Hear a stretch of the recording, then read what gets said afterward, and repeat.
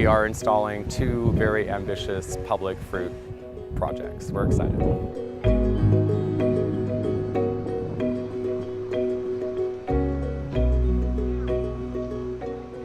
We are in the south side of Columbus at the corner on Reeb Avenue, about 100 yards west of Parsons Avenue. This is a free fruit park where anyone who wants to come is welcome to go ahead and help themselves. We have 40 fruit trees, all sorts of different varieties. We have a couple of dozen grape plants of various varieties, and we also have 21 large pots, they're called the historic pots, that are filled with strawberries. And again, anybody can come and pick them as they want.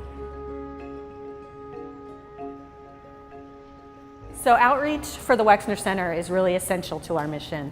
A cultural institution like ours that's a nonprofit needs to really demonstrate our relevance to the community, our involvement for the community, our caring for the community.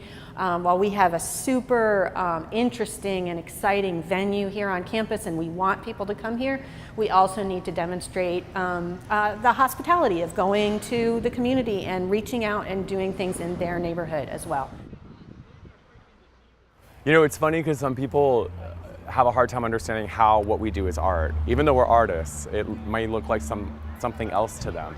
And that makes sense because people really want art to be a painting or maybe a photograph, or they think it needs to be a sculpture made out of bronze. And we're really more open-minded about what art can be, and we think it's okay that we use fruit trees as part of our material making, the way other people might use acrylic paint. Most of what the master gardeners do is weed, weed, weed.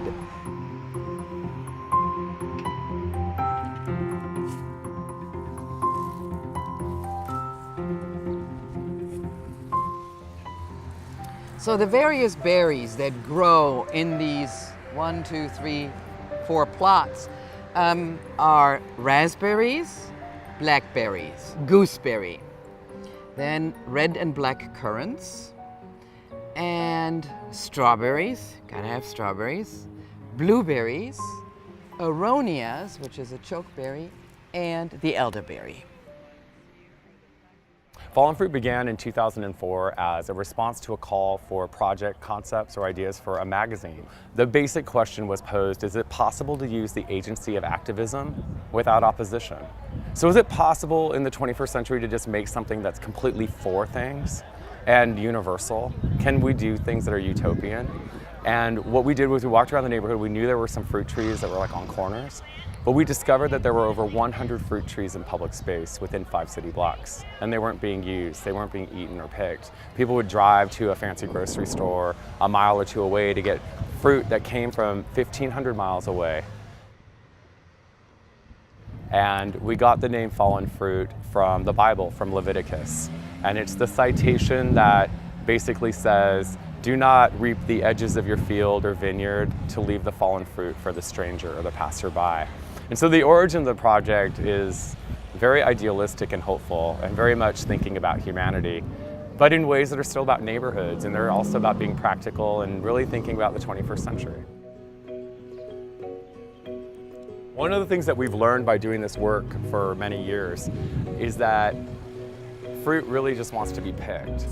And when you create an opportunity for people and you create a resource that is abundant and is about giving, it actually gets used. The strawberries, we are picking strawberries, you know, a month and a half after they were planted.